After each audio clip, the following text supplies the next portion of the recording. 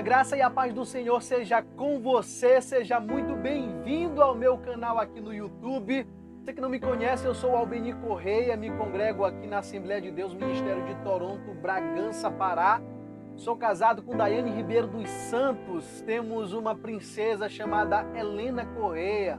E o propósito principal deste canal é difundir, é propagar o Evangelho, a Palavra de Deus. E neste vídeo eu separei 10 reflexões abençoadas que vale a pena você assistir. E se este conteúdo for relevante para você, nos abençoe fazendo 3 coisas. Deixando seu like, compartilhando e se inscrevendo no canal. Que o Senhor te abençoe. Falando de vida. Agora no Falando de Vida, uma palavra de paz, amor e esperança. Momento de reflexão. Chegou o momento da palavra de Deus. Convido você a abrir a sua Bíblia em Jeremias 1, no verso 5, vai dizer assim a palavra do Senhor. Antes que eu te formasse no ventre, eu te conheci. E antes que saístes da madre, te santifiquei, diz o Senhor, e as nações te dei por profeta. Isso aqui Deus ministrando ao coração do profeta Jeremias. Mas essa palavra se estende até a mim e até você, porque no Salmos 139, verso 16, vai dizer algo muito profundo e interessante. Os teus olhos viram o meu corpo ainda informe, e no teu livro todas estas coisas foram escritas antes que iam sendo dia a dia formadas, quando nem ainda uma delas havia existido. A Bíblia está nos dizendo aqui no Salmo 139, verso 16, que no seu livro ele escreveu sobre mim sem que nenhum dos meus dias existisse. Olha isso, Sueli. Olha você ouvinte do outro lado. Sabe o que eu aprendo aqui lendo isso? Que ele escreveu uma biografia minha sem eu ter nascido. Deus escreveu a minha história sem eu ter nascido. O propósito nasce antes do que você. Deus primeiro fez a obra. Deus não olhou você no berço e disse, uau, e agora? O que eu vou fazer com ele? Ele nasceu. Não, querido. O propósito já está pronto antes mesmo de você nascer. E o sinal que o propósito vai se cumprir é que você nasceu. Você nasceu para cumprir o propósito. Ele fez toda a boa obra para que andássemos nela, não para que fizéssemos ela. Ela já está pronta. Você só precisa andar naquilo que Deus fez. Albeni, quando é que eu descubro o que Deus fez? É óbvio, é estar com Ele. Ele te revelará todas as coisas. Tudo que adivinha, amém, querido? O que você vai viver, só você pode viver. Só você pode viver, querido. Deus não tem um plano B. Deus não tem um plano B para ninguém. Deus não improvisa. Deus não vê você e diz, se não der certo isso, eu vou fazer aquilo. Deus não tem uma saída pela tangente. Deus não tem porta de emergência. Deus só tem um plano original. Ele diz aqui, eu sei os pensamentos que eu tenho para vós. Eu sei os planos que tenho para vós, plano de paz e não de mal, para vos dar uma esperança e um futuro. Então orareis e me achareis. Esse é conosco. Buscar-me-eis e me encontrareis, quando me buscar de todo o vosso coração. Albeni, quando é que eu sei que eu estou buscando Deus de todo o coração? Quando eu não busco mais pelos meus interesses, e sim pelos interesses dele, pela vontade dele. Ei, a sua realidade nem sempre é a sua verdade.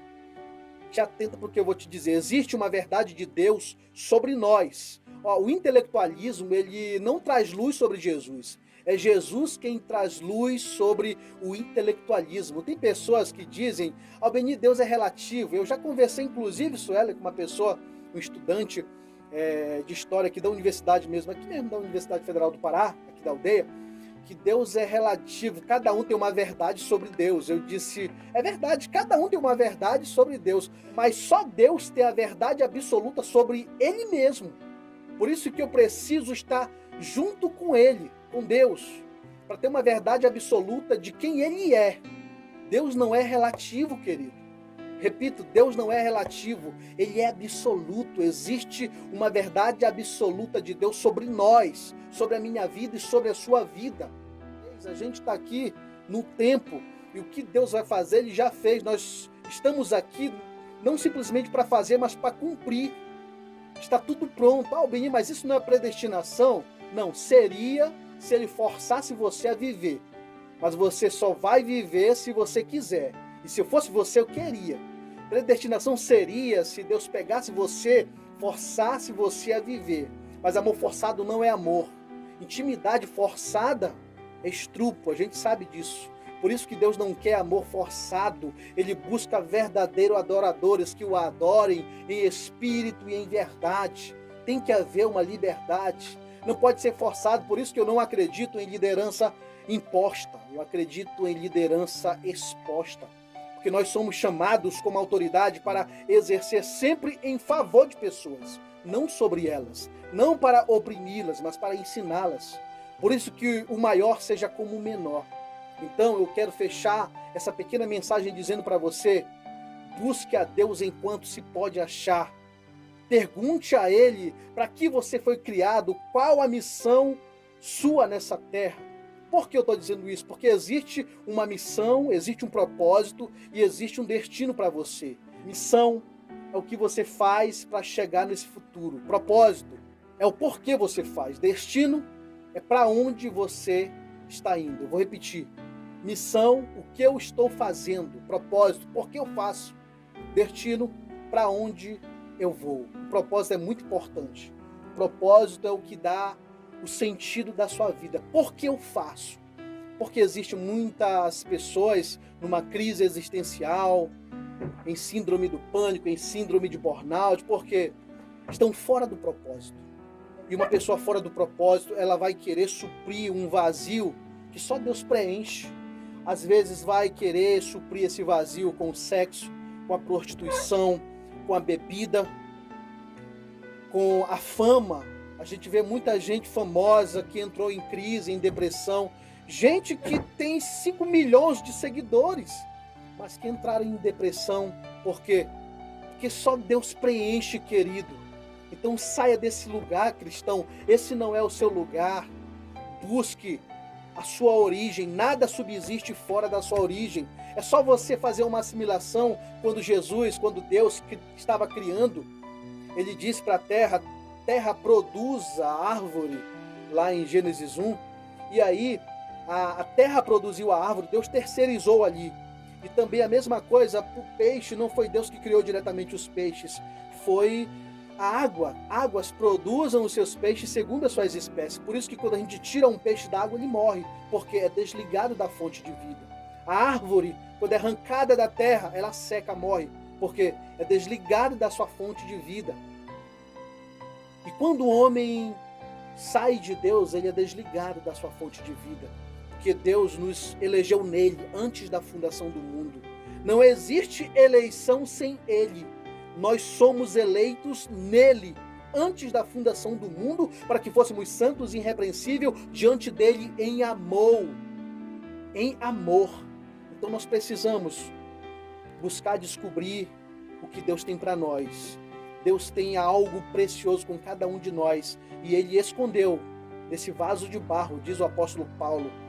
E em tudo somos atribulados, porém não angustiados, perseguidos, porém não desanimados, perplexos, porém não abatidos. Ele fala aos coríntios, porque a gente está vivendo num tempo de angústia, de tribulação, para muitos sofrimento, mas a gente tem que entender que aquilo que está acontecendo fora de mim não pode interferir no que Deus colocou dentro de mim. Você carrega a eternidade. A gente, no último domingo, ouviu o pastor Cléo, no ministério a qual nós nos congregamos, falar que a eternidade está dentro de nós. E realmente a eternidade, Eclesiastes diz que Deus colocou a eternidade no coração do homem. Então nós carregamos a eternidade. Então tudo que nós estamos vivendo é temporal. Não pode afetar o teu homem interior. Por isso que o apóstolo Paulo se renovava dia após dia. Então se renove, não se conforme com o mundo, transforme ele pela renovação do vosso entendimento, em nome de Jesus. Lembre-se que Deus te conhece antes mesmo de você nascer. Deus tem um propósito para você, só busque, converse com Ele. Senhor, o que é que eu preciso fazer? Qual é a minha missão? Me revela o propósito que o Senhor criou para mim antes da fundação do mundo. Para que eu nasci, além de glorificar o Teu nome? Quem eu devo ajudar? em que ambiente eu preciso exercitar o meu sacerdócio? Na minha casa, no meu trabalho, onde quer que eu esteja inserido, você precisa se relacionar com Deus dessa maneira, não somente ser um pedinte, está todo o tempo pedindo, e Deus querendo que você busque a essência da tua existência. Uma vez que você descobre o que Deus quer com você, cara, você nunca mais desvia. Quando você descobre quem você é em Deus, não existe, perdi o primeiro amor, porque primeiro amor de verdade, primeiro amor que te pega por dentro, você nunca mais desvia. Talvez você que está me ouvindo está afastado por algum motivo seu, não de Deus, por alguma razão sua, motivo, circunstâncias, alguma situação que fora de ti abalou o que está dentro. Eu quero te dizer, aquilo que Deus colocou dentro de você é muito maior, cara. Deus tem um plano para você. Busque ao Senhor enquanto se pode achar. Ele escreveu sobre você, sem que nenhum dos seus dias existisse. Já está tudo pronto, você só precisa dizer: Deus, eu quero mudar. Eu quero que o Senhor transforme a minha condição, porque existe uma posição em Deus. A sua condição não muda a sua posição, mas a sua posição em Deus muda a sua condição. Talvez você que está me ouvindo está numa condição de fracassado, de pecador, de adúltero, de alcoólatra, mas eu quero te dizer que Deus manda te dizer: saia daí, cara. Não foi isso que Ele criou para você. Você foi criado para a glória de Deus.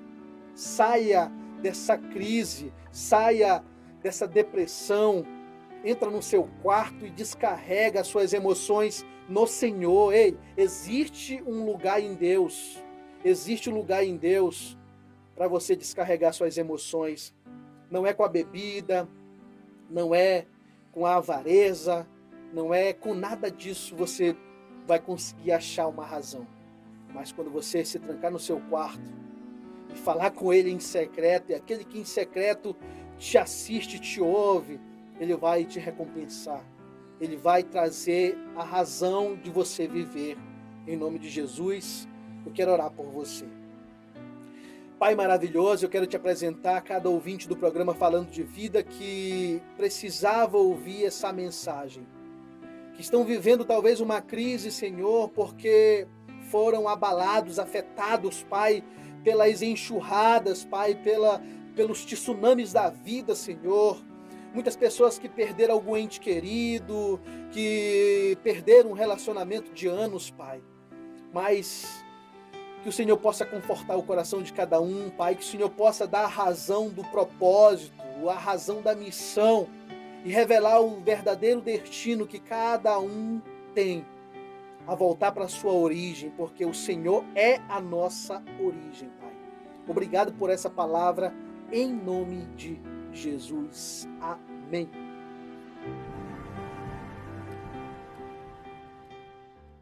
Momento de reflexão. Chegou para você um momento especial, um momento de reflexão. Queria convidar você a preservar a sua confissão.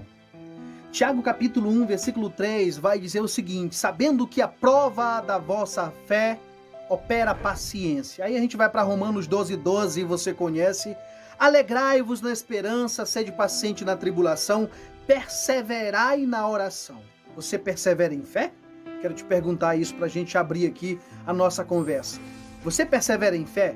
Bom, quem persevera em fé não tem como dar errado.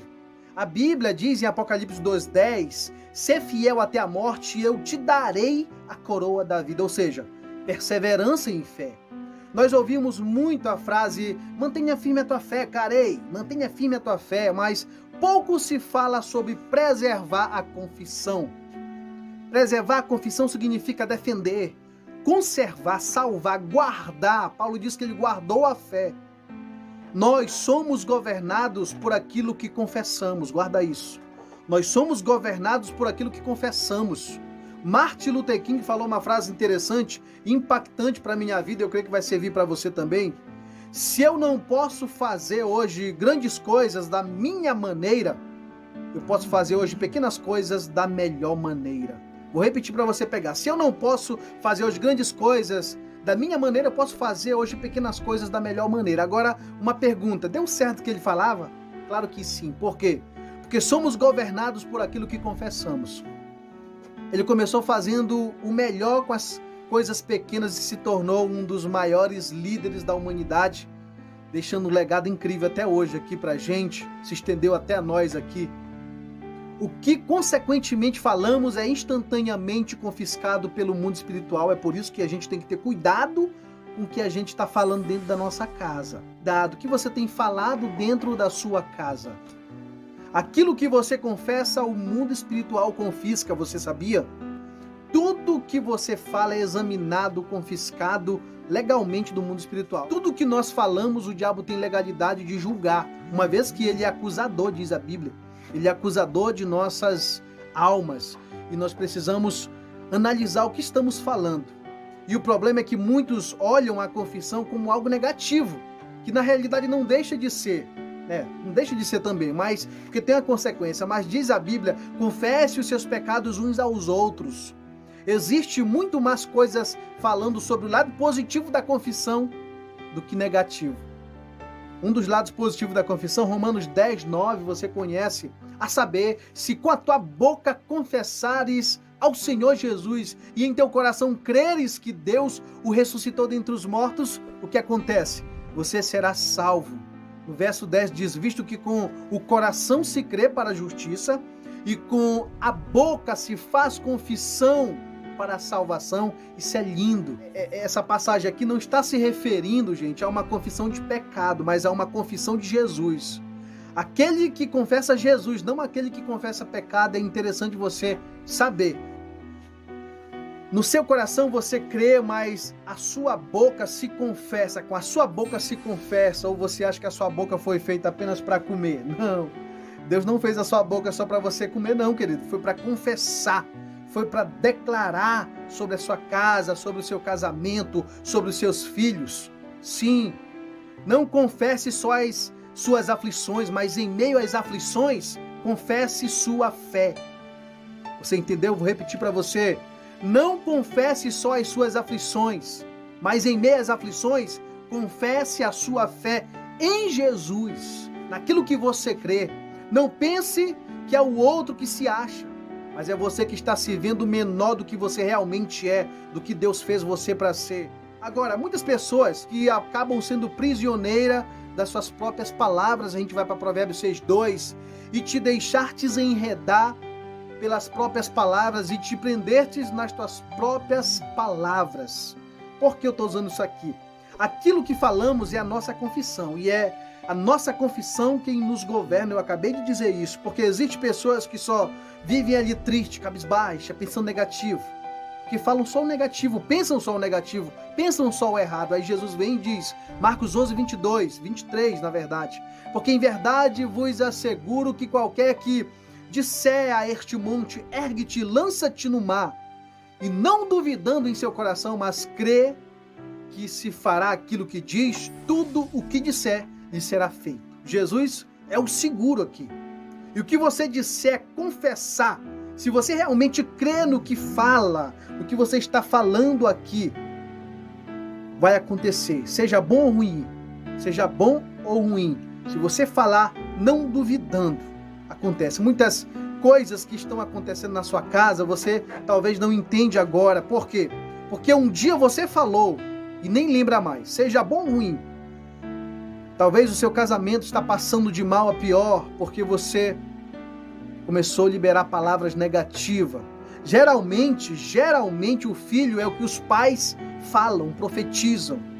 A gente vê muito hoje pai falando, safada, doida, filho disso, daquilo. E é isso.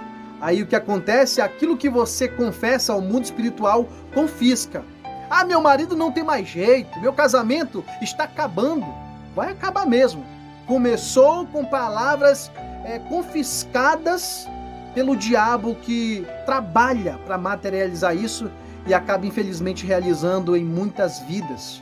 Pessoas prisioneiras de suas próprias palavras. Na nossa boca está a vida e a morte. Hebreus 4:14 vai dizer, visto que temos um grande sumo sacerdote, Jesus, Filho de Deus, que penetrou nos céus, para quê? Retenhamos firme a nossa confissão, está dizendo. Gente, precisamos reter firme a fé que confessamos. É isso que você tem que fazer todos os dias, em tempos bons e ruins, com pandemia, sem pandemia, igreja aberta ou fechada, em tempos de muito ou pouco, geladeira cheia ou vazia, em tempos de escassez ou de abundância. Nada pode mudar quem somos. Retenhamos firmes a fé que confessamos. Romanos 10, 17, de sorte que a fé vem pelo ouvir, e ouvir a palavra de Deus. Aí Romanos, que eu citei ainda há pouco, 9, vai dizer: a saber se com a tua boca confessares. A sua fé deve ser falada. Dá voz à tua fé. A tua fé deve ser falada. Agora eu aprendi a falar ouvindo. Ninguém aprende a falar falando. O problema hoje é que a gente está vivendo também uma geração de muitos só falando, mas não tem uma intimidade com Deus, não ouvem mais a Deus, ouvem apenas a sua alma. A sua fé deve ser confessada. Por isso, quanto mais você conta seu testemunho, quanto mais você fala de Jesus, mais você se fortalece. O problema é que muitas pessoas só ouvem e não falam. Você ouve para ouvir? Não, você ouve para falar, para profetizar. A fé vem pelo ouvir, mas a vida vem pelo falar. E o diabo fica sempre torcendo para que a gente fique calado, para a gente ficar acomodado, para que você não fale para ninguém o que Deus está fazendo na sua vida, o que Deus faz através da sua vida. Quanto mais você fala, mais isso se torna real na sua vida. Quer saber? E quanto mais você fala, mais possibilidade você vai ter de viver o seu propósito. A fé é interior e é espírito. O amor é também interior e é espírito. Então o que determina a força da minha fé, Albeni, Adaías? O que determina a força da minha fé? Eu vou ler novamente para você Romanos 10, 17. De sorte que a fé vem pelo ouvir, e ouvir a palavra de Deus. A força da sua fé é a capacidade que você tem de ouvir, não de escutar, de ouvir, de entender, de reverenciar a palavra de Deus, a capacidade que você tem de acreditar na palavra de Deus. Por isso Deus diz: quem tem ouvidos para ouvir, que ouça. O dever de ouvir não é de Deus, é de você, é meu, é nós que temos que ouvir. É nós que temos que ouvir. O fato é que quando você ouve a palavra, você recebe fé, mas quando você fala a palavra, você manifesta a fé. Eu vou repetir para você.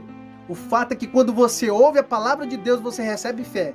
Mas quando você libera a palavra de Deus, você manifesta a sua fé. E essas duas coisas têm que andar juntinho com você, através da sua vida. E sabe qual é o problema?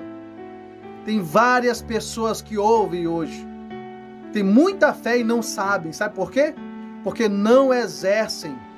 Não exerce. Você tem fé para salvar seu casamento, para salvar sua família, para ajudar o órfão, para dar uma cesta básica para alguém, mas você precisa dar voz à sua fé, cristão. Você quer um milagre? Encare os riscos dando a voz à sua fé. Olha o que diz aqui no verso 34 de Marcos capítulo 5. Marcos capítulo 5, versículo 25. Disse-lhe, filha, a tua fé te salvou, vai-te em paz e fica livre deste mal. A mulher aqui do fluxo de sangue estava correndo o risco de ser apedrejada por causa da lei, assassinada, destruída, arrebentada. Ela já não tinha mais reputação, ela não podia estar ali, mas a fé dela rompeu os riscos, sabe, gente? Rompeu os riscos. E só quem passa por necessidade sabe os riscos que a gente enfrenta. Porque só quem está passando por situação, dificuldade, problema, sabe o que aquela mulher estava passando há 12 anos. Não é 12 dias, é 12 anos com fluxo de sangue. Quando você se depara com um problema no seu casamento, com seu filho que está indo para as drogas, com uma doença que chegou hoje na sua casa, talvez a Covid-19, encare os riscos. Se você orava só uma vez na semana, você precisa orar mais. Ore todo dia agora. Se você nunca fez um jejum, meu irmão, você precisa tomar uma posição agora. Se você não lê a sua Bíblia com frequência, ore, porque através da Bíblia Deus vai falar com você. E Deus quer se relacionar com você. O problema é que você não se relaciona com Deus e quer que Deus fale com você. O milagre só chegará na sua vida se você buscar. Se você fizer como fez a mulher do vaso de alabastro, quebrando o vaso, seja extravagante na presença de Jesus. Para finalizar, você é fraco na fé? Te faço essa pergunta. Como é que está a tua fé? Porque existem pessoas fracas na fé, umas mais fortes e outras mais fracas. Por quê? Romanos 8, 28. E sabemos que todas as coisas contribuem juntamente para o bem daqueles que amam a Deus, daqueles que são chamados segundo o seu decreto, o seu propósito. Porque a maioria dos cristãos, embora sinceros, existe muitos fracos. Porque a maioria dos evangélicos, fala de nós evangélicos, embora muitos sinceros, são fracos. Primeira luta que vem, primeira crise cai, primeira tentação cai. Se o culto passar 10 minutos a mais do horário, o cara já fica agoniado. Se tiver um culto a mais na semana, ele já fica sobrecarregado. É um pesar. E a Bíblia diz que a bênção do Senhor enriquece, não acrescenta dores. E o pior quando convidamos para orar. Tudo isso prova se a sua fé ela está firmada no evangelho genuíno. Aí, agora, está passando, porque às vezes a pessoa está passando por dificuldade, por situação de saúde, aí ela procura Deus. E tem crente que é igual mulher de malandro daí, sabia? Só se relaciona com Deus apanhando. Tem crente que só se relaciona com Deus apanhando, infelizmente. Porque Deus exorta quem ama, Deus corrige o filho. Nós somos filhos e não bastardo. E se você não tomar uma posição, meu irmão, você vai viver apanhando, até criar vergonha. Desculpe-me te dizer, mas é a palavra de Deus. Deus exorta quem ama. Porque muitos agem assim. Porque embora sejam sinceros, não são fracos. Porque não têm o hábito de se exercitar com e através da palavra, porque a sinceridade não te leva a viver em fé. Só a sua confissão te leva a viver em fé. E eu te faço uma pergunta. Então, o que faz uma pessoa diferente da outra em tempo de luta, de crise? Você percebeu? Tem gente que age diferente em tempo de crise. É a ousadia de alimentar a fé que confessa. Guarda isso.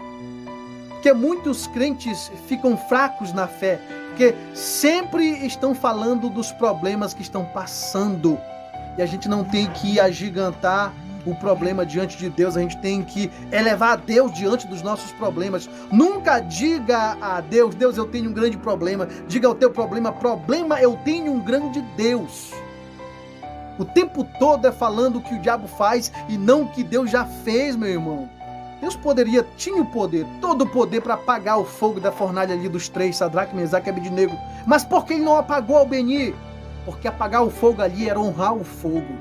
Apagar o fogo era honrar o fogo. Uma pessoa que pensa que Deus não estava com ela quando ela estava passando por problemas, ela inconscientemente está achando que Deus é fraco, é um fracasso. Porque só está comigo quando as coisas estão indo bem. Quando não está bem, onde está Deus? Pessoas que pensam assim fraquejam na fé toda hora, oscila muito. Deus não é um fracasso. Não exalte mais a sua luta do que Deus. Deus não me fez e nem fez ninguém para derrota. Deus nos fez para suportar. E tudo que Ele permite, a gente suporta. Tudo. Ele não permite algo além que eu não possa suportar. O diabo pode tocar no que você tem, mas ele não toca no que você é. Guarda isso. Guarda isso, porque ele quer que você não saiba disso. O diabo pode tocar no que você tem. Ele fez isso na vida de Jó, mas não pode tocar no que você é. Você é exclusivo. Você é filho, sacerdócio real, nação santa. Você faz parte do povo escolhido de Deus. E tudo que o diabo tirar de você, Deus te dá em dobro. Nunca se esqueça disso. Para fechar, eu quero te dizer, você é completamente amado, meu irmão. Você é extremamente abençoado. Você é eternamente favorecido. Por que eu estou dizendo isso? Eu sou completamente amado. Nada que você fazer ou não fazer na minha vida vai mudar isso. Sim, eu sou extremamente abençoado. Sabe por quê? Nada que você tirar ou botar na minha vida vai mudar isso. Bênção não é o que eu tenho, é o que eu sou. Bênção não é o que você tem, é o que você é. Por isso não se relaciona com ninguém porque ele tem, mas sim por aquilo que ele é. E eu sou, você é extremamente favorecido. Não existe nada, nenhum momento que Deus não me favorece. Todo o tempo somos favorecidos por Ele. Por isso eu li: todas as coisas cooperam para o bem daqueles que amam a Deus. Você ama a Deus? Você ama a Deus? Então preserve a sua fé, retenha firme a sua confissão em Jesus. A fé deve ser confessada. Encare os riscos usando a sua fé. A sua fé está no poder de ouvir a palavra de Deus. Pare de falar o que você está vendo e comece a falar o que você quer ver pela fé. E a minha oração para fechar é que a sua mente se abra através do poder da palavra de Deus. É o que eu oro em nome de Jesus, que você preserve a sua fé em Cristo Jesus, em nome do Senhor, encarando os riscos necessários. Queria que você recebesse essa palavra no seu espírito, em nome do Senhor. Amém e amém.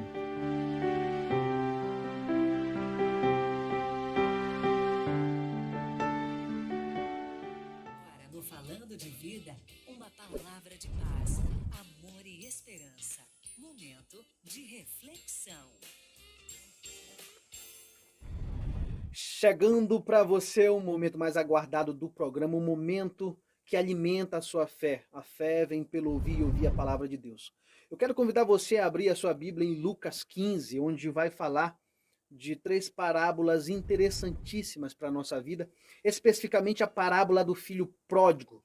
Diz assim a palavra do Senhor, Lucas 15, versículo 11 e 12. E disse: um certo homem tinha 2 filhos. E o mais moço deles disse ao pai: pai, dá-me a parte dos bens que me pertence. Olha só a exigência desse filho. E ele repartiu por eles a fazenda.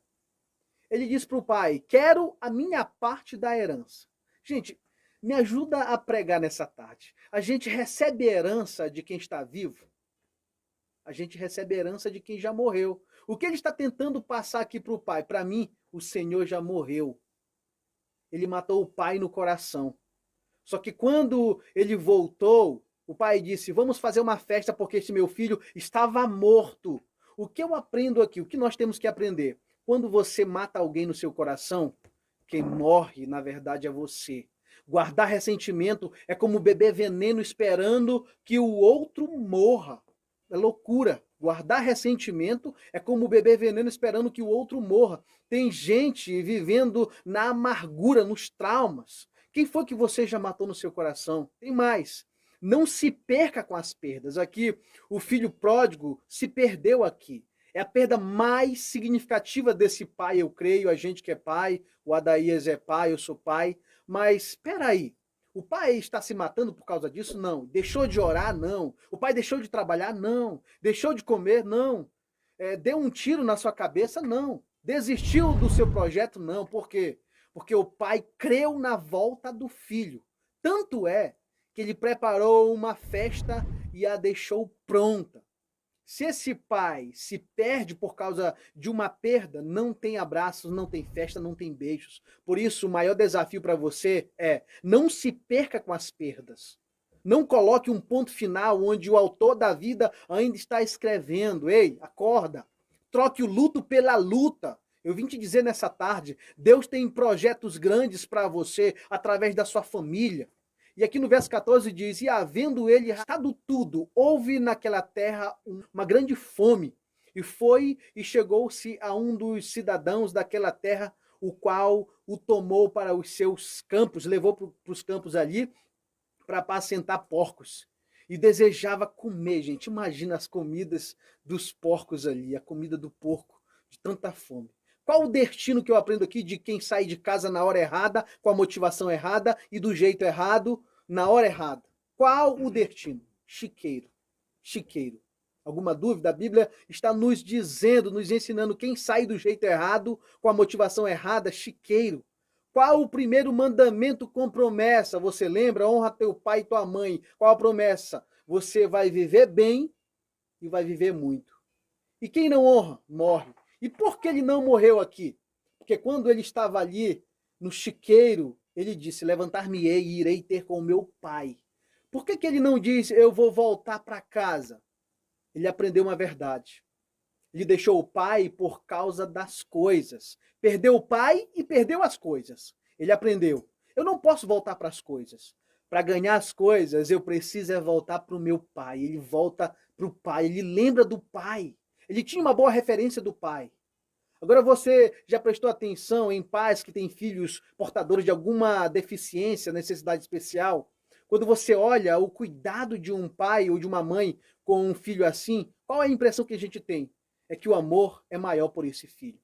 Por isso eu entendi, eu até escrevi agora esses dias no Face, Adaías, falando da minha filha que tem 6 meses, a decisão de ter um filho é a decisão de ver o nosso coração no corpo de outra pessoa andando por aí.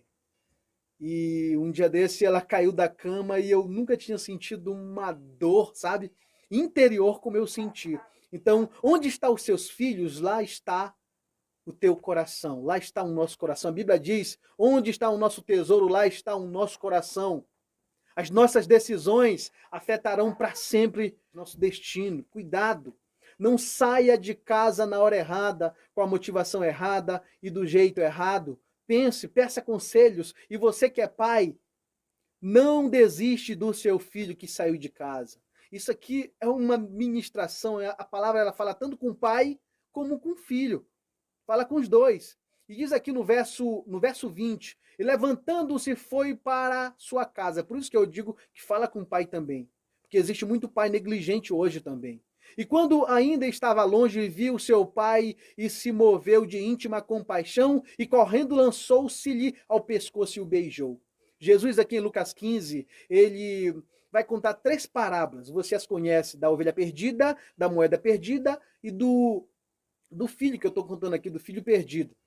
Você acha coincidência nisso? Eu estava parando para pensar. Vamos à matemática aqui. Quantas ovelhas eram no total aqui na parábola da ovelha? 100. Perdeu quantas? Uma. Perdeu 1%. A mulher tinha 10 dracmas. Perdeu uma. Perdeu quantos? Quantos por cento? 10%. O pai tinha 2 filhos. Ele perdeu a metade, 50%. A ovelha foi restaurada, a moeda, o filho teve festa para a ovelha, para a moeda e para o filho. O que Deus quer dizer com isso? Não interessa, eu vim te dizer nessa tarde, não interessa se você perdeu 1, 10 ou 50%, ou como na família de Jó, você perdeu tudo. Assim diz o Senhor para você hoje: eu restituirei tudo na sua casa e haverá festa de milagre em nome de Jesus. Por isso a Bíblia diz que o pai lançou-se ao pescoço e o beijou. Imagina, ele fedendo a porco, Adaías, imagina. E o pai pensa, está fedendo, mas é meu. Quantas vezes a gente não está fedendo a pecado, mas o Senhor vem e diz, tu és meu filho, eu te gerei, pede-me e eu te darei a nação por herança. Isso é o que, gente? Isso é graça. Isso é graça. Pensa comigo, beijar o cheiroso, fazer uma festa para quem nunca te traiu, abraçar quem nunca foi embora, se alegrar com quem te dá prazer. Isso não é evangelho, até um ateu faz isso. Eu quero ver você amar um filho que tem tendências homossexuais. Quero ver você perdoar quem te traiu. Eu quero ver você abraçar quem voltou do chiqueiro. Quando nós menos merecemos ser amados, é quando nós mais precisamos de amor. Escute, às vezes Deus coloca pessoas difíceis do seu lado para te ensinar a amar. Vou repetir isso. Às vezes Deus coloca pessoas difíceis de ser amadas ao seu lado para te ensinar a amar. Aí o verso 12 diz, e o mais moço deles disse ao pai, pai, dá-me a parte dos bens que me pertencem, e repartiu. O que chama a minha atenção aqui é que ele diz isso. Ele repartiu por eles a fazenda. O filho pediu a sua parte, insistiu tanto em querer sua parte, a parte da herança, e o pai, mesmo vivo, o concede, dá. Albini, mas o O bom pastor, Deus, deixa a ovelha no deserto. Você que está me ouvindo, você já passou pelo deserto da vida? Deuteronômio 29 diz, versículo 5, Deus diz para Israel, para você, eu vos fiz passar 40 anos no deserto. Deus permite, querido, Deus permite. Às vezes Deus não muda as circunstâncias, porque está usando as circunstâncias para mudar você. Deixa eu te dizer, Deus não é teólogo, Deus é pedagogo. Tudo que ele permite na sua vida é porque ele tem lições para te ensinar. Na escola você estuda as lições e faz a prova. Com Deus é diferente, ele te põe na prova para te ensinar as lições, para você aprender as lições. Deserto é a escola superior do Espírito Santo. Quando ele te põe lá, não é para te matar, é para forjar o seu caráter, para te treinar, te amadurecer, te fortalecer e te fazer vencedor. Não há vitória sem luta. Ei, um dia de dificuldade não é maior do que o plano de Deus na tua vida. Guarda isso. Eu carrego essa frase comigo. Eu carrego isso comigo. Eu anotei isso no meu coração. Um dia de dificuldade não é maior. Nunca vai ser maior do que o plano que Deus tem para a tua vida. Jesus me deixou uma lição. O amor vale mais do que a vida. Por isso que ele se deixou morrer por mim, por você, por amor a nós. Agora, quando ele estava aqui no último estágio da vida dele, se tratando do filho pródigo, quando ele estava no último estágio da vida dele, que um ser humano pode chegar com inveja de porco, no chiqueiro ele lembrou do pai. E sabe o que ele disse aqui? Fala muito comigo. Eu vou voltar para casa porque eu estou com fome. Meu pai é bom, ele lembrou do pai. Até os funcionários do meu pai têm comida, têm calçados, e eu estou aqui, não tenho nada. Eu vou voltar para casa do papai, meu pai é bom. Ele reconhece seu pai. Ele está falando da reputação do pai aqui? Não. Ele está falando do caráter, da integridade. Porque em casa nós registramos na mente das pessoas que convivem com a gente quem de fato nós somos de verdade. Porque na igreja o que nós conhecemos uns dos outros ali se chama reputação. Em casa não. Quer me conhecer? Quer conhecer o Adaías? Quer conhecer a Suelen? Quer conhecer como a gente é de fato? Pergunte para alguém da nossa casa quem a gente é. Porque às vezes é muito fácil maquiar, é muito fácil com o nosso crentez a gente maquiar com os títulos que dão para nós. Porque na igreja, através de uma mensagem de Deus, a gente acaba sendo usado por Deus, usa você, aí a pessoa diz, olha, ele é um homem de Deus. Isso é reputação. Isso é reputação. Por isso, para mim, o que revela uma pessoa cheia do Espírito Santo não é falar em línguas dentro da igreja. É como você está usando a sua língua dentro de casa. Não é questão de talento e de dom, é de fruto. Reputação se faz com maquiagem. Caráter só com cirurgia. Que você receba essa palavra. Que você não venha sair de casa na hora errada, do jeito errado. E você que é pai, que você possa transmitir uma boa referência. Porque que Deus livre seu filho se desviar. Onde ele estiver, ele vai lembrar de você. E isso vai fazer ele voltar. Se ele não tiver uma referência em casa, vai ser mais difícil ele voltar. Eu quero orar por você que é pai, por você que é filho, por você que está afastado, por você que ouviu essa mensagem falou com você. Senhor maravilhoso, nessa tarde eu quero te apresentar o Laércio Pereira, que está no hospital, acamado, na UTI. Te apresento o pai da Odiane, que está acamado também, Senhor. Que o Senhor visite essas duas pessoas nessa tarde, não somente eles dois. Mas visita, Senhor, cada ouvinte que recebeu essa palavra. Tu és um Deus maravilhoso. O Senhor prepara festas extraordinárias para a gente, mesmo nós sendo pecador, mesmo nós te traindo, mas o Senhor é misericordioso, mas o seu amor não é injusto. O Senhor pratica justiça, o Senhor governa com um cetro de justiça.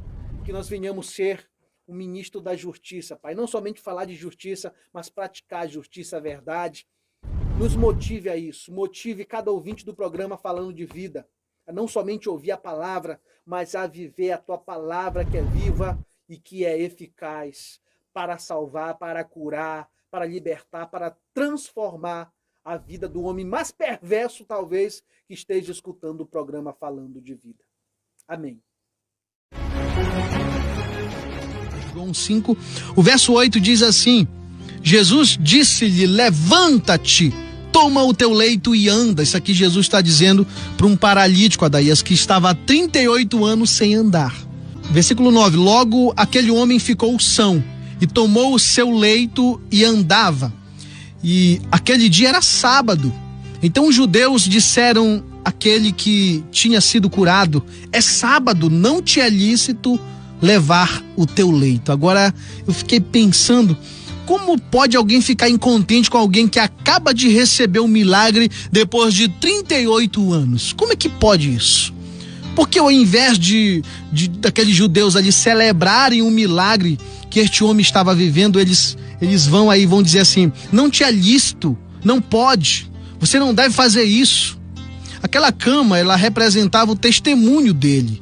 Quando as pessoas viam ele carregando aquilo ali, eles lembravam: alguém tirou ele dali. Ele próprio lembrava. Agora esses religiosos que estavam olhando para ele curado e estavam dizendo: você não pode, não é lícito. Eu pergunto, cadê esses caras quando ele estava ali 38 anos ali, precisando de ajuda? Não aparecia. Agora que ele está curado, eles parecem criticando, dizendo: você não pode, você está errado. Por quê? Porque todas as vezes que você começar a colocar em prática a palavra de Deus, sempre vai se levantar opositores, sempre vai se levantar alguém dizendo: você não pode fazer, porque eu não aceito isso, está errado isso. Quando você decidir falar ou viver o que Deus fez na sua vida, pessoas vão se levantar para bloquear você. Escute só, muita gente vai levantar contra você e fazer com que você fique no mesmo lugar, no mesmo estado que você está. Até porque muitos querem ver você bem, poucos querem ver você maior do que eles ou melhor do que eles.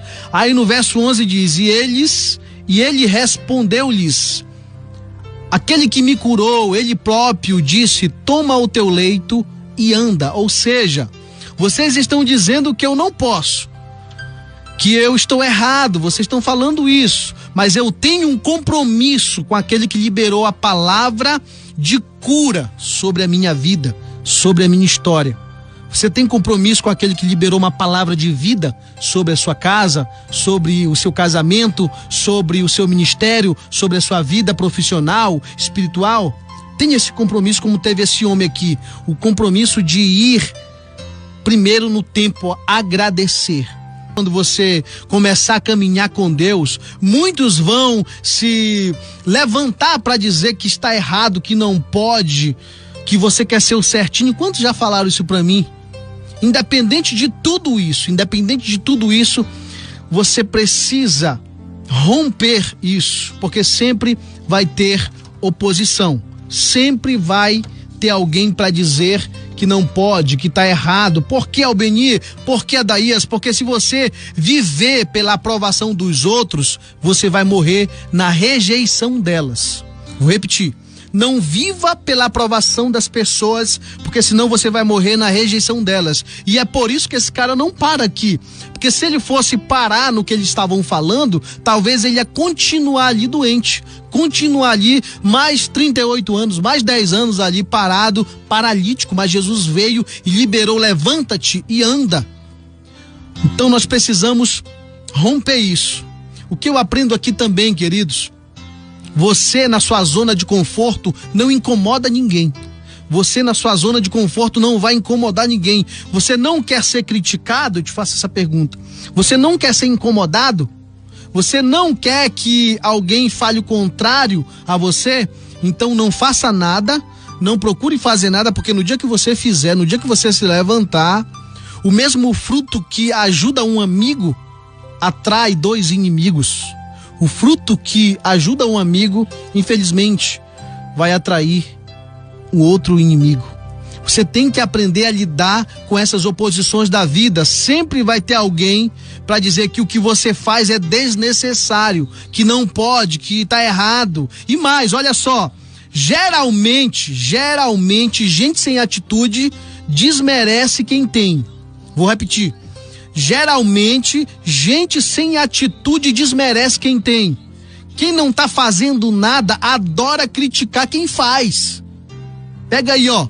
Quem não tá fazendo nada, como ele não tá fazendo nada, ele adora criticar quem faz.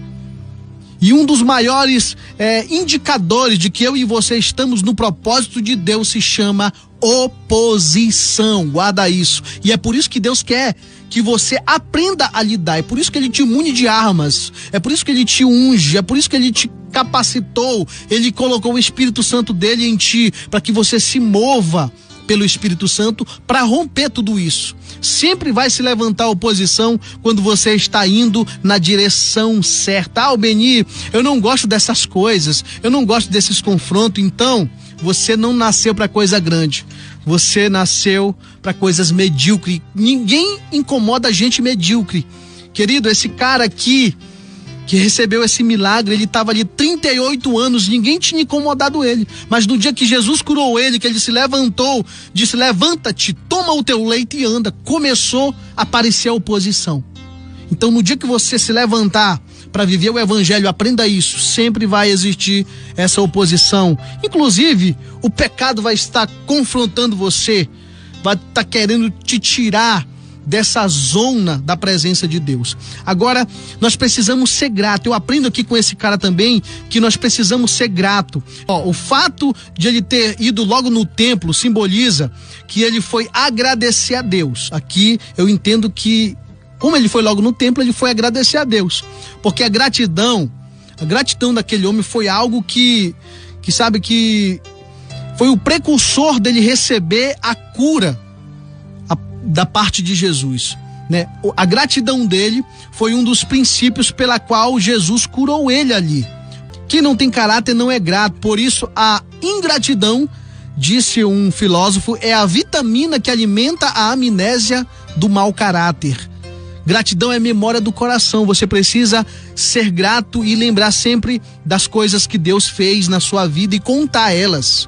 Esse homem que foi curado poderia ter ido primeiro em casa visitar o parente, visitar amigo, ver as suas finanças, mas não. O primeiro lugar que ele vai é no templo, porque ele carregava o princípio de gratidão. Isso chama muito minha atenção. Por isso, se você for grato por aquilo que você tem, Deus não tem dificuldade de te dar aquilo que você precisa. Olha só. Se você for grato por aquilo que você tem, que você já tem, Deus não vai ter dificuldade em te dar aquilo que você precisa. E Jesus hoje faz a mesma pergunta que ele fez para esse homem aqui. Você quer ser curado? Você quer ser curado? Quer ficar curado? Quer ser restaurado ou não? Quer que ele mude a sua história ou não? Ou você quer continuar com essa mágoa, com esse ódio, que só te prejudica, que não deixa você dormir, que só traz dor para você? Olha o que diz Apocalipse 3:20. Eis que estou à porta e bato. Jesus está dizendo para você, a opção de abrir e fechar é de você. Deus condicionou isso a nós. Então você precisa decidir: eis que estou à porta e bato. Mas se você abrir a sua vida para ele, eu te garanto que vai haver transformação na sua vida, assim como houve na vida desse homem. Depois Jesus encontrou ele aonde? Falei ainda agora, no templo. Jesus encontra ele no templo, por quê? Porque ele era grato, ele carregava gratidão. Se tem algo que impede Deus de realizar milagres, Adaías, é a ingratidão. E vou te provar isso na Bíblia. Todos nós sabemos que Jesus não nasceu em Nazaré, só que ele cresce ali em Nazaré. Jesus se declara o Filho de Deus, o Nazareno, e lá Jesus faz alguns sinais em Nazaré. Ele não faz muitos, ele faz alguns sinais, diz a Bíblia, alguns milagres, mas ali os homens de Nazaré vão começar a dizer, não tem como alguém fazer o que ele fez, a não ser da parte de Deus. Mas peraí, gente, esse cara aí, esse Jesus, não é o filho de José e da Maria? Olha só, eles reconheceram o que Jesus fazia, mas eles não aceitaram Jesus. Mas ele não é o filho da Maria ou do José? Eles estão dizendo, a gente até viu esse cara fazer, mas a gente conhece ele, a origem dele, os pais dele. Por quê? Porque as pessoas têm dificuldade de honrar o que você carrega.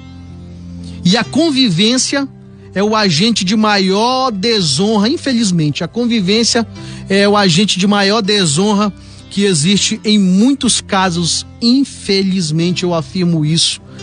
A gente vive isso, às vezes a nossa família não quer nos respeitar como homem de Deus.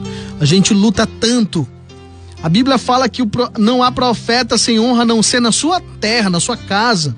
Quando você vive muito com uma pessoa, ela tem a tendência de desonrar você, e a Bíblia vai dizer que Jesus não fez ali muitos milagres por causa da ingratidão do povo de Nazaré. Cara, coração ingrato é o demônio. Coração ingrato é o demônio. Sabe por quê? Porque olha só, Adaías, a pessoa ingrata, tu podes acertar com ele 99,9 vezes, mas no dia que tu errar uma, acabou. Coração ingrato. Coração ingrato. Então, nós precisamos ter gratidão no coração. Por isso, quem é grato sempre vai viver milagres da parte de Deus. Quem é grato sempre vai viver milagre da parte de Deus. Se você carregar gratidão no seu coração, te prepara para viver coisas extraordinárias ainda esse ano da parte de Deus. Ainda esse ano você vai viver coisas extraordinárias em 2022. Querido, Deus não quer trabalhar apenas em 90% da sua vida. Por quê? Porque não adianta ter entrado um ano novo se você continuar com as feridas do ano passado. Não tem como. Deus está dizendo, o ano é novo, mas eu quero uma atitude nova sua. Porque na vida, nada vai mudar se você não mudar. Vou repetir, na vida, nada vai mudar se você não mudar. Estamos em 2022, mas você precisa deixar as práticas velhas do passado, do ano passado. Você precisa viver um novo ano. O ano começa aqui dentro. Então nós precisamos tomar uma decisão de ser grato. O Senhor quer tocar você. O Senhor libera essa palavra de cura sobre a sua vida, de restauração. Então, meu irmão, eu estava lembrando também de quando Jesus chama para Judas amigo. Eu pensei ali, será que é falta de caráter de Jesus? Mas não. Quando Jesus chama Judas de amigo, é Jesus dizendo a Judas, a sua falta de caráter não altera o meu. A sua ausência de gratidão não altera a gratidão que eu carrego. Seja grato até pelos Judas da sua vida, porque eles ajudam a gente para a cruz e todos nós precisamos passar pela cruz. Seja grato. Seja grato. A Bíblia diz que todas as coisas cooperam, contribuem para o bem daqueles que amam a Deus. Meu irmão, Deus nos dá oportunidade em tudo para ser grato. Seja grato no nome de Jesus. Motivacional hashtag 5.14 com Albenir Correia. A palavra do Senhor vem relatar aqui em 2 Reis, capítulo 4, versículo 1 em diante. E uma mulher das mulheres dos filhos dos profetas clamou a Eliseu, dizendo: meu marido teu servo morreu, e tu sabes que o teu servo temia ao Senhor, e veio o credor a levar-me os meus filhos para serem servos. E Eliseu lhe disse: que te hei de eu fazer? Declarou-me que é o que tens em casa. E ela disse: tua serva não tem nada em casa, senão uma botija de azeite. Então disse ele: vai, pede para ti vasos emprestados a todos os teus vizinhos, não poucas. Então entra e fecha a porta sobre ti e sobre teus filhos, e deita o azeite em todos aqueles vasos, e põe à parte o que estiver cheio. Partiu, pois, dele e fechou a porta sobre si e sobre seus filhos, e eles traziam os vasos, e ela os enchia. E sucedeu que, cheios que foram os vasos, disse a seu filho: traze-me ainda um vaso. Porém ele lhe disse: não há mais vaso nenhum. Então o azeite parou. Aí no verso 7, para fechar, diz: então veio ela e o fez saber ao homem de Deus, e disse ele: vai, vende o azeite, paga a tua dívida, e tu e teus filhos vivem do resto. Olha isso, vai, vende o azeite, paga a tua dívida, e tu e teus filhos vivei do resto. O texto aqui que eu acabei de ler, ele é muito conhecido e se trata de uma das maiores crises que essa mulher já enfrentou. E em algum momento, em alguma área, nós nos identificamos com essa mulher também. Também temos nossas crises. A crise vem. Lembra quando Jesus disse ali que existia duas casas, e na casa da areia teve chuva, vento e rio, na casa da rocha também teve chuva, vento e rio. Uma caiu e a outra não. Jesus estabelece aqui um princípio. Está nos ensinando aqui que o segredo não está nas circunstâncias, está no alicerce. Na vida de toda pessoa tem vento, em toda família tem chuva, toda pessoa tem crise, toda família tem problemas, brigas. Essa mulher do texto está enfrentando uma crise. O vento bate forte na casa dela. Quantas pessoas que me ouvem hoje, que estão vivendo ventos fortes, crises avassaladoras que faz você perder a esperança. Quantas pessoas? Você precisa aprender. Primeiro, as crises são inevitáveis, imprevisíveis. Você não agenda um dia com a doença, você não marca um encontro com o desemprego, com as perdas. Perdas são inevitáveis, por isso, vida cristã não é uma sala VIP com ar-condicionado, é muito mais um campo de batalha do que um parque de diversões. Guarda isso. Não dá para cantarmos diariamente uma utopia de que agora é só vitória, agora é só vitória. Não é. Não é, querido. Não romanceia. Segundo, a crise gera medo. 2 Timóteo 1,7 diz que Deus não nos deu um espírito de medo, mas que você tem medo sim. Você tem medo sim. Vivemos em um país que está em crise. E a crise que deixou de ser apenas política, passou a ser econômica e financeira, bateu na porta de algumas pessoas, entrou na sua casa e ela traz medo sim. O medo transforma sombras em fantasma, transforma a chuva em tempestade. Escute, o medo bateu a porta, a fé atendeu e não havia ninguém lá. Vou repetir para você, o medo bateu a porta, a fé atendeu e não havia ninguém lá. A única maneira de você viver a vida é você crer que tudo é milagre, ou você não crer em milagres, ou milagres não existem para você. As crises geram medo. Albenir, por que Deus permite certas situações, certas crises? Por que Deus permite isso? Porque as crises são pedagógicas. Terceiro, Deus nunca desperdiça sofrimento na vida de ninguém. Às vezes Deus não muda as circunstâncias, sabe por quê? Porque está usando as circunstâncias para mudar você.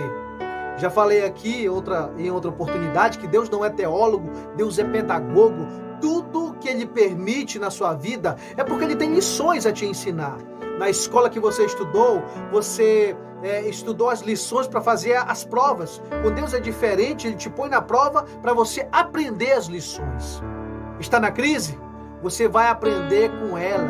Deus não permite Golias para matar Davi. Deus permite Golias para honrar Davi. Olha isso, olha esse ensinamento, essa visão. Quem promoveu Davi foi o amigo de Davi? Não, foi Golias. Deus permitiu Golias para mostrar para aquele exército que Davi estava cheio do poder de Deus. A crise veio, o gigante se levantou. O gigante vai cair e você vai glorificar o nome do Senhor em nome de Jesus. Quarto, a crise também é um tempo de oportunidade. Já dizia uma frase de Abraham Lincoln, Suelen, que as adversidades com Deus torna-se em grandes oportunidades. Se você tirar o S da palavra crise, vai ficar CRI. A sua perspectiva denuncia o possível e o impossível de Deus na sua vida. Para o levita e para o sacerdote, o homem estava meio morto, mas para o bom samaritano, ele estava meio vivo. A sua maneira de ver as pessoas indica se você vai ajudá-las ou ajudá-las a morrer. A sua maneira de ver a crise indica se você vai superá-la ou afundar de vez com ela. Então esse é o propósito da visão.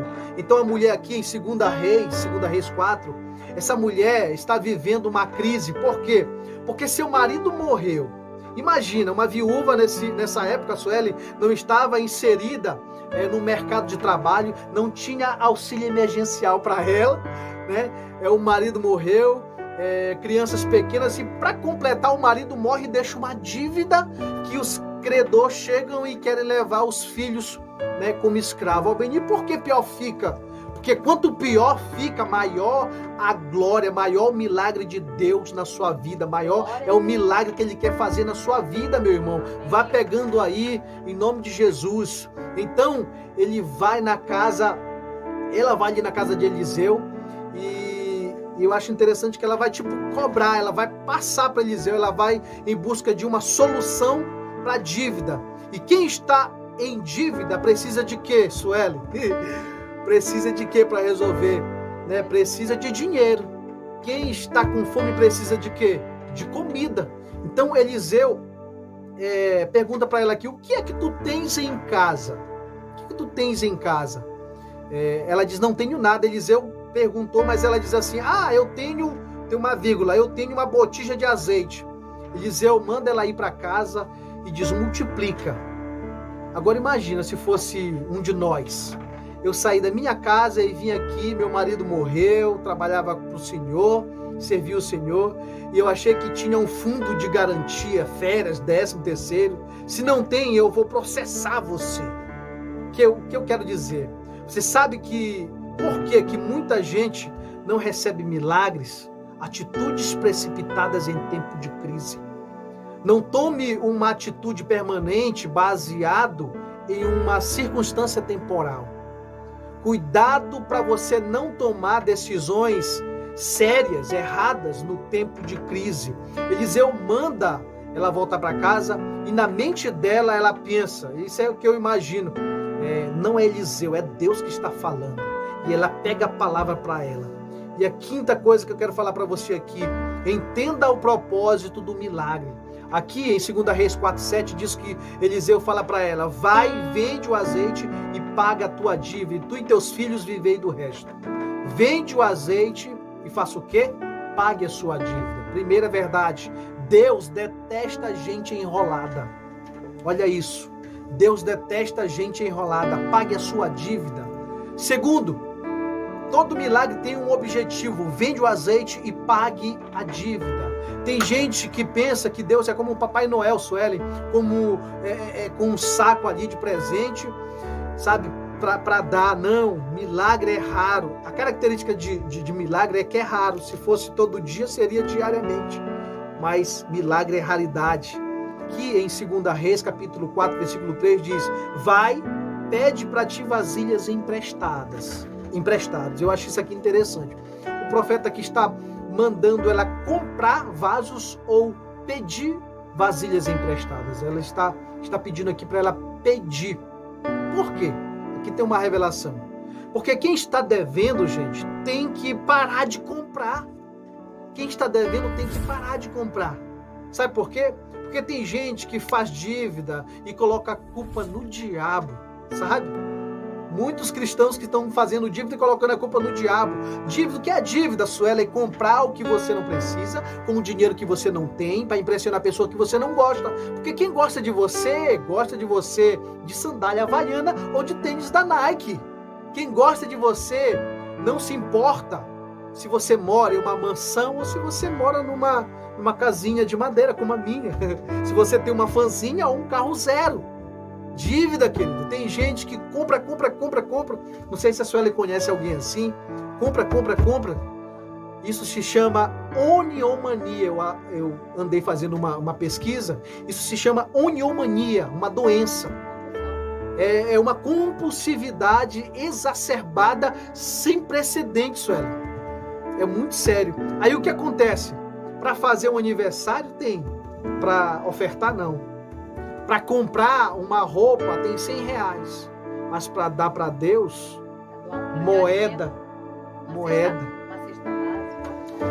Para a coleta do lanche sempre dá um jeitinho, já para Deus, Deus entende. Eu me avalio assim, Sueli. Se eu digo, sabe, se eu digo que eu amo a Deus, mas só dou o resto para Deus, Deus está cansado de resto, sabe? E aí está todo o tempo endividado ou endividado e põe a culpa no diabo.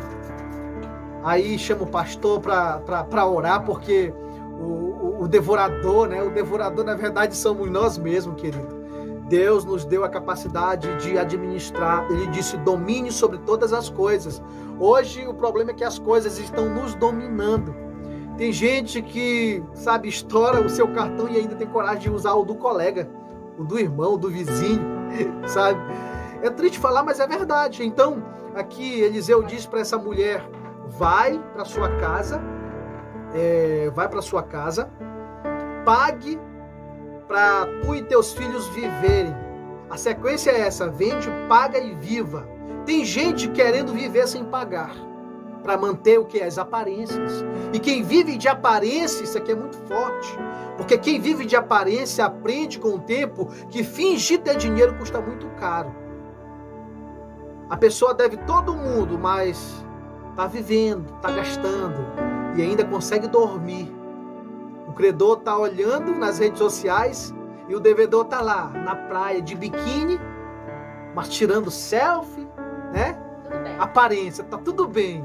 Dívida, como eu já disse, é comprar o que você não precisa com dinheiro que você não tem para impressionar pessoas que você não gosta. Pense nisso. Quem é você? Eu queria concluir.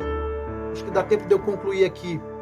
E aqui eu paro. Sexto, é na crise que você deve usar a sua fé, meu irmão. Essa mulher que me ensina algo extraordinário. Essa mulher tinha muita fé. Ela creu. Ela diz, traga-me mais vasilhas. Ela entende que um Deus poderoso, grande, está dentro da sua casa e agora ela não quer mais um milagre do seu tamanho e sim do tamanho do seu Deus. Por isso ela dizia, tem mais vasilha? Deus pode fazer infinitamente mais além do que sonhamos e pensamos. O tamanho do Deus que você crê vai determinar o tamanho do milagre que você vai receber. Eu vou repetir, o tamanho do Deus, meu irmão, que você crê, vai determinar o tamanho do milagre que você vai receber. A Bíblia diz que quando ela pede os vasos ali, acaba o azeite, porque também acabou as vasilhas ali. Na verdade, não acabou o azeite, acabou a vasilha. É isso que eu queria dizer. O azeite, ele não acaba. A fonte é inesgotável. Deus é inesgotável. Quanto mais azeite, mais vaso. Quanto maior a sua necessidade, maior o milagre que Deus quer fazer, vai fazer na sua vida. Quanto mais crise, maior a glória de Deus na sua vida. Deus não deixa nenhum sofrimento ser desperdiçado. Não sei se você percebeu quando eu comecei a ler o texto aqui. O texto começa com morte e termina com vida. Começa com filhos escravos e termina com filhos libertos. Começa com dívida e termina com prosperidade. Começa dizendo, eu não tenho nada, e termina dizendo, sobrou, sobrou.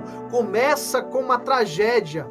Sabe, o esposo morre, mas termina com um milagre. E eu não sei como começou o ano de 2021 para você ouvinte do programa de vida, do Falando de Vida. Eu queria terminar falando e profetizando que vai sobrar, a prosperidade de Deus vai chegar na sua vida. Seus filhos não nasceram para o inferno, eles nasceram para a glória de Deus, para chegar junto com você ao céu. A sua família é herança do Senhor, a sua família é herança do Senhor. Ninguém vai tocar nos seus filhos, nem a pedofilia, nem a homossexualidade, nem nos seus netos.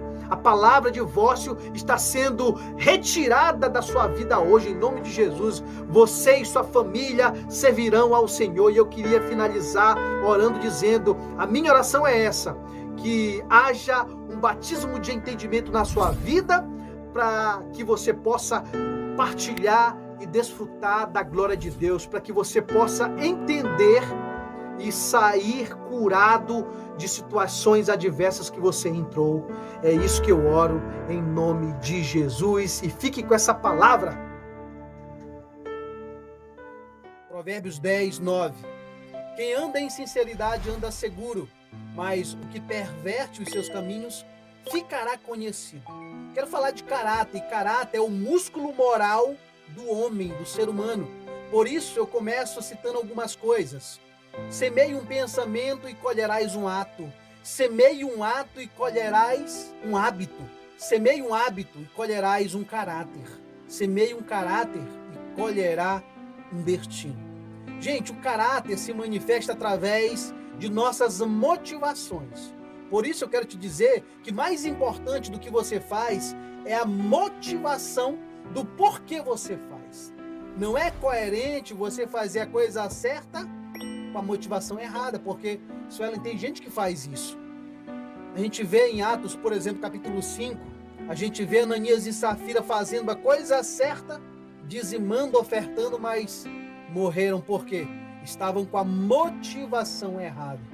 E antes de Deus olhar a minha aparência e ações, Deus olha para onde? Olha para dentro de mim, a motivação do meu coração. A gente pensa que o interessante é o que a gente faz, mas o importante é a motivação. E antes de Deus olhar para a oferta de Caim, ele olhou o quê? A motivação do coração de Caim. Por isso, o mais importante do que eu faço é o porquê eu estou fazendo. O mais importante de viver é para quem você vive, por que você vive, qual é a finalidade da sua vida. Se o fim é santo, os meios têm que ser santos também. As suas atitudes determinam a sua altitude. Guarda isso, cristão. Olha o que diz o Salmos 115. Salmos 115, versículo 1. Senhor, quem habitará no teu tabernáculo? É uma pergunta. Quem morará no teu santo monte?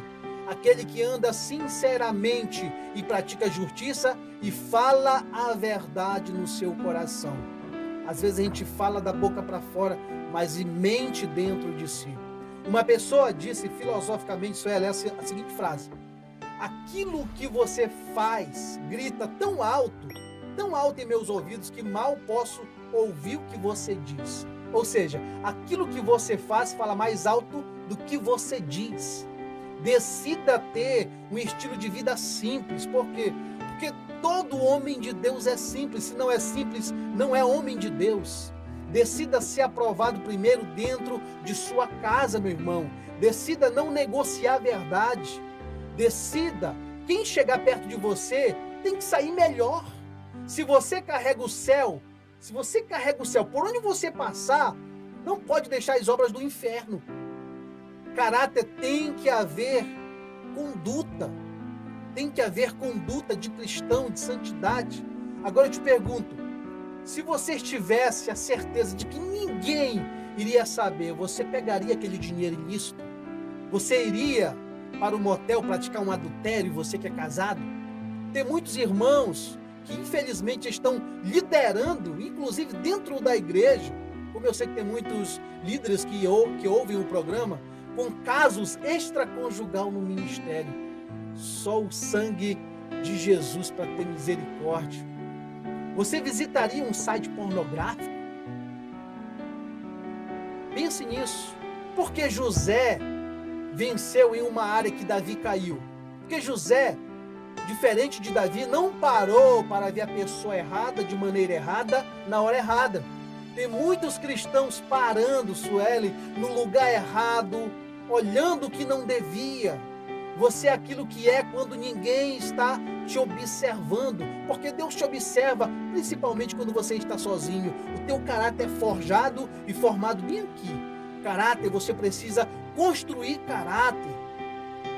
Guarde isso. Aquilo que você faz fala mais alto do que você fala. Você precisa ter caráter, e caráter de Cristo. Lucas capítulo 16, olha o que Jesus diz no verso 10. Quem é fiel no mínimo também é fiel no muito. Quem é injusto no mínimo também é injusto no muito. Pois, se nas riquezas injustas não foste fiéis, quem vos confiará as verdadeiras? Olha essa pergunta. Aí eu faço uma outra pergunta aqui, filosófica. A covardia faz a pergunta: é seguro? O consenso faz a pergunta: é popular? Já o caráter faz a pergunta: é certo? Ah, Albenir, Suelen, mas todo mundo está fazendo. Eu não sou todo mundo. Eu fui chamado para ser luz do mundo. E tem mais, não basta você ter talento. Você sabia disso? É preciso você ter caráter. Guarde isso. O seu comportamento é mais importante do que o seu talento. Guarde isso.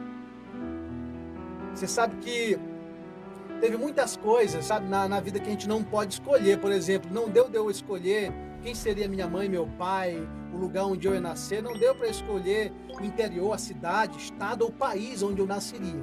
Não deu para escolher essas coisas. Agora, caráter é uma escolha, querido. Me entenda, caráter é uma escolha. Você é o que você decidiu ser. Talento é dom, caráter é escolha. Entenda isso com graça. A Bíblia diz: se alguém ouvindo o evangelho não entendendo, vê um maligno e rouba a semente. É o seu caráter que suporta o peso do seu talento. Por que Sansão começou tão bem e terminou tão mal? Porque o seu caráter não suportou o peso do seu talento. Quem constrói um edifício de muitos andares tem que investir muito na base.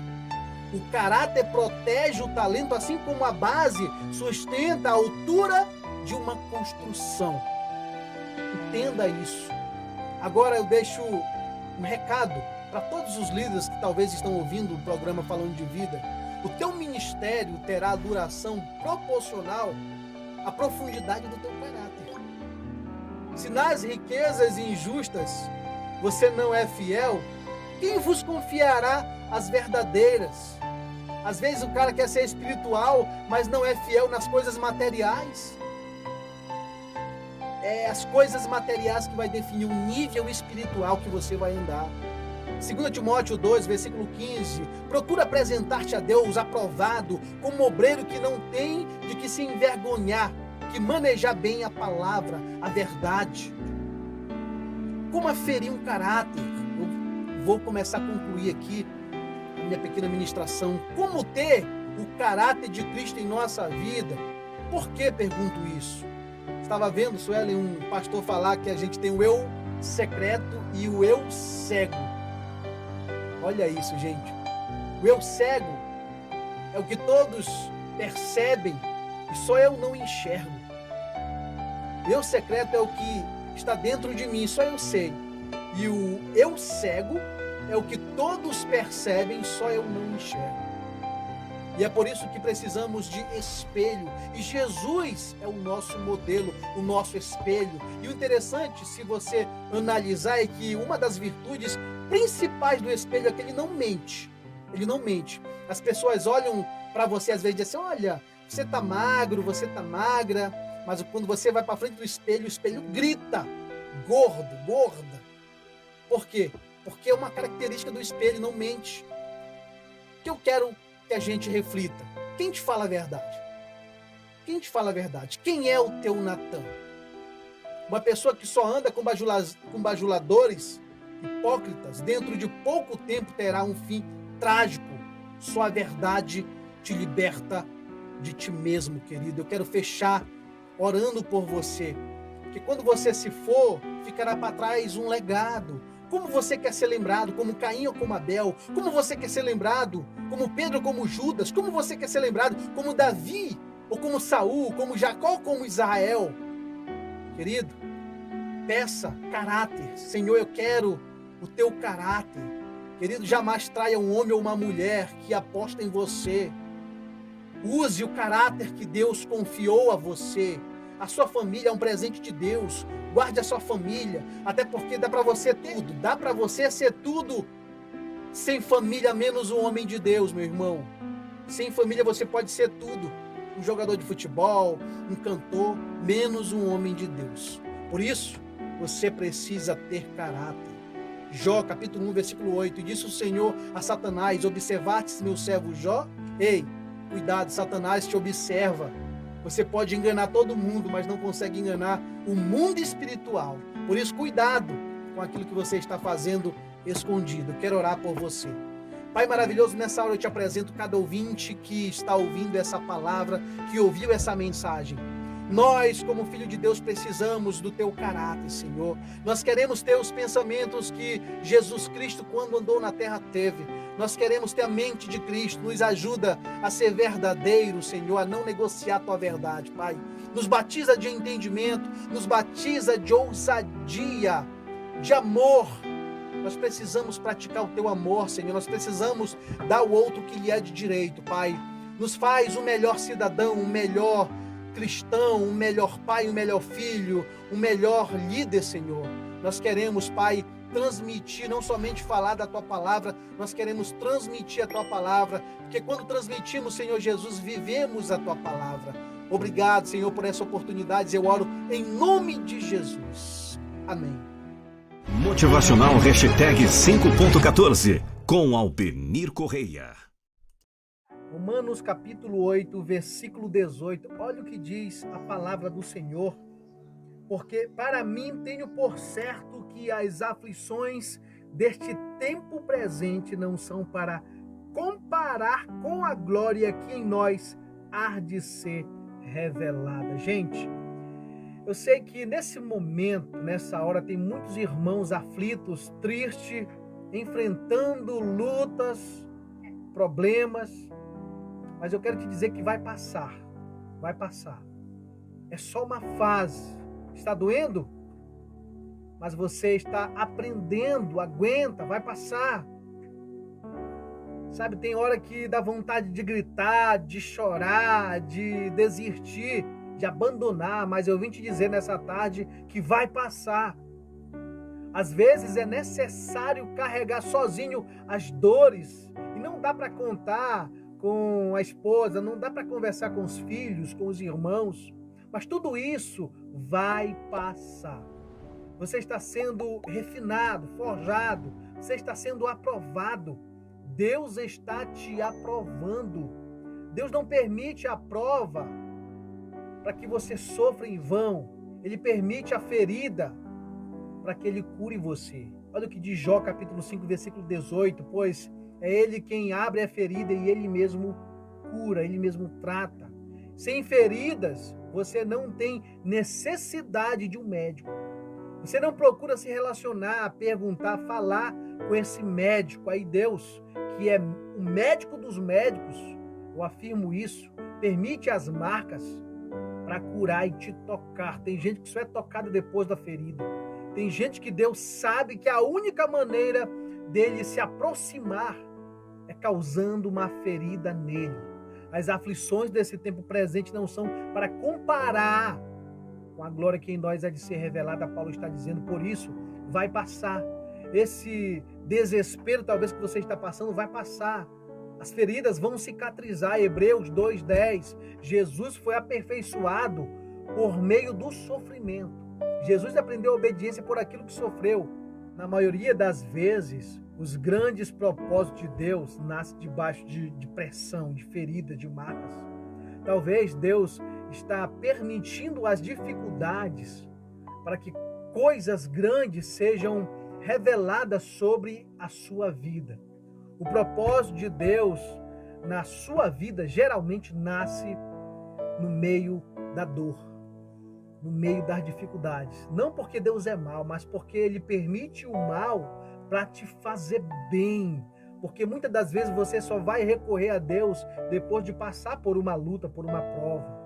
Não desista do que Deus preparou para você. Não desista. Para que haja ressurreição, você precisa passar pela cruz. Mas depois da ressurreição, nada mais dói em você. Pelo contrário, tudo coopera para o bem daqueles que amam a Deus. Deus tem o controle de tudo, inclusive daquilo que te fere, daquilo que te causa dor. Deus não permite nada que você não pode suportar, diz a palavra do Senhor lá em 1 Coríntios. Não vem sobre nós tentação que não seja comum a nós, porque fiel é Deus. O que significa dizer que Deus é fiel para você?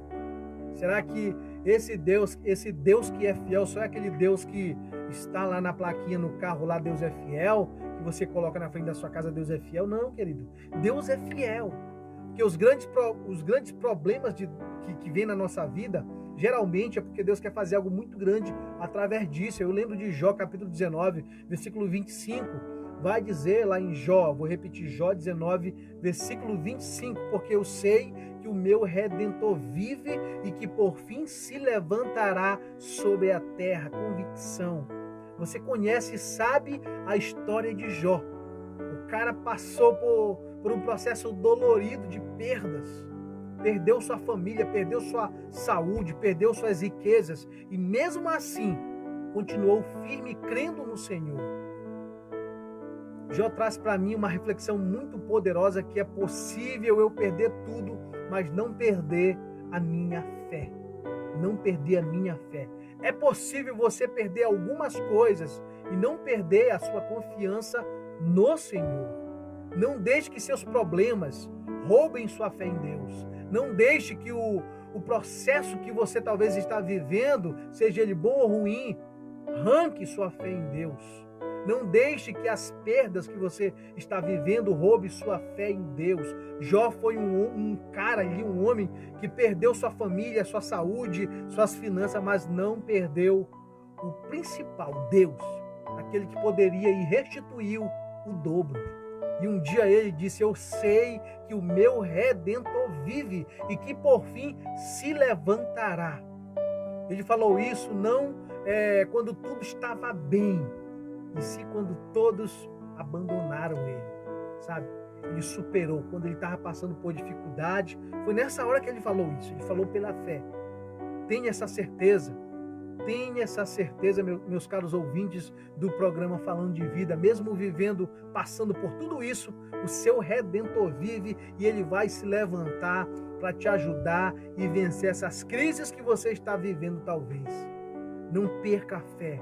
A fé não é para os dias que tudo dá certo, e sim para os dias de tribulação. Guarda isso.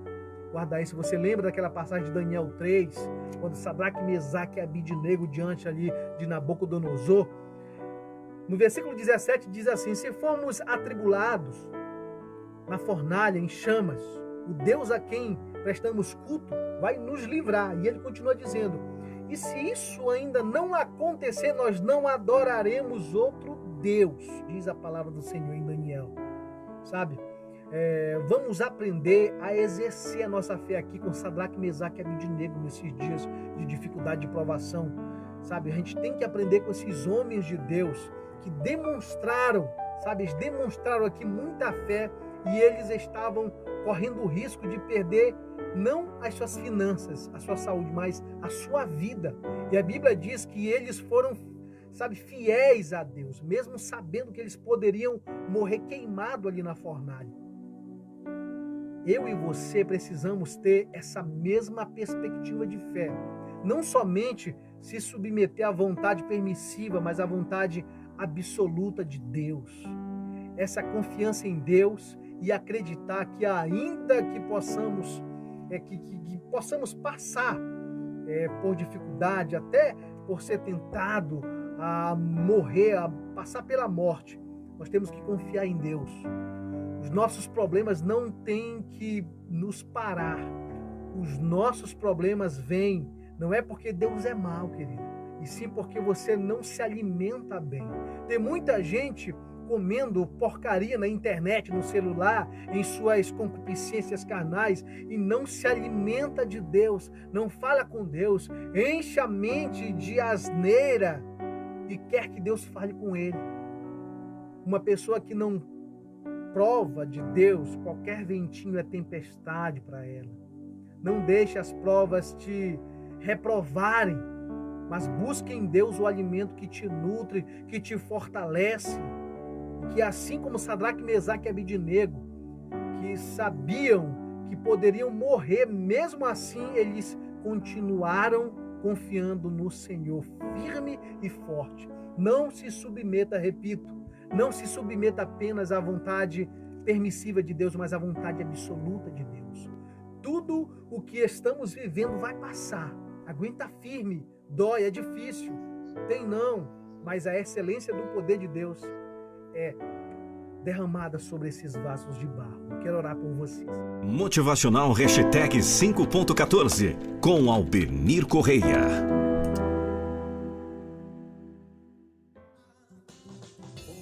Agora, no Falando de Vida, uma palavra de paz, amor e esperança. Momento de reflexão. Chegou para você o momento de reflexão, que a graça de Jesus mais uma vez seja com você. Queria convidar você a abrir a sua Bíblia em Gênesis 22, você que crê na palavra revelada da parte de Deus. Diz aqui no verso 7, talvez a pergunta que Abraão não queria que Isaac fizesse. Diz assim: eis aqui o fogo e a lenha. Aí tem uma vírgula, mas onde está o cordeiro para o holocausto? Diz a palavra do Senhor. Onde está o cordeiro? Eu quero me atentar a essa pergunta que Isaac fez a seu pai Abraão. Aqui Abraão tinha todas as razões para murmurar. Por quê? Porque 40 anos atrás Abraão saiu de Ur, e o Deus principal ali de Ur era Moloque, tem mais de 20 metros de altura, era de bronze e tem um buraco no meio, ali no ventre. Os pais pegavam as crianças ali, Adaías, e jogavam dentro ali desse ventre ali de Moloque, sacrificando. Deus pede para Abraão aqui a mesma coisa praticamente que Moloque pediu há 40 anos atrás. Talvez ele poderia ter falado: Isaac, Deus me negou, Deus me traiu. Embora Abraão não entendendo, mas a fé dele é extraordinária e por isso ele é o pai da fé. Por isso compreender é se comprometer sem entender. E a pergunta de Isaac, gente, aqui ela é profética, é uma pergunta profética. Onde está o cordeiro? Onde está o cordeiro? Eu queria me atentar a isso. A humanidade, depois de Isaac, grita a mesma pergunta. Na verdade, gritava, porque ele já veio, o cordeiro já veio. Porque sem derramamento de sangue não há remissão de pecados. Onde está o cordeiro? Profeticamente, sabe quem respondeu aqui Isaac? João Batista. Quando Jesus pisa no Jordão, chegou a hora de alguém responder a pergunta que Isaac fez a Abraão.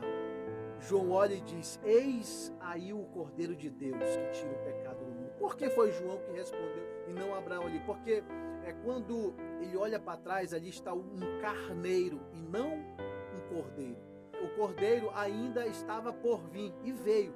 Por isso eu estou aqui com Adaías, eu estou transmitindo essa mensagem porque ele veio, porque nós estamos debaixo da graça dele. Agora imagina, chegando lá em cima, Abraão amarra o próprio filho e levanta o cutelo para matar o seu filho Isaac. Você já parou para pensar? Isaac gritando, Adaías, já parou para pensar? Pai, o que eu fiz? Perdão. E o anjo brada ali 2 vezes: Abraão, Abraão, não. Quando ele olha, tem um carneiro, como eu já disse, preso pelos chifres. Quando Abraão subiu, não estava lá. Apareceu como? Não sei. Não se preocupe com o que você não entende da Bíblia.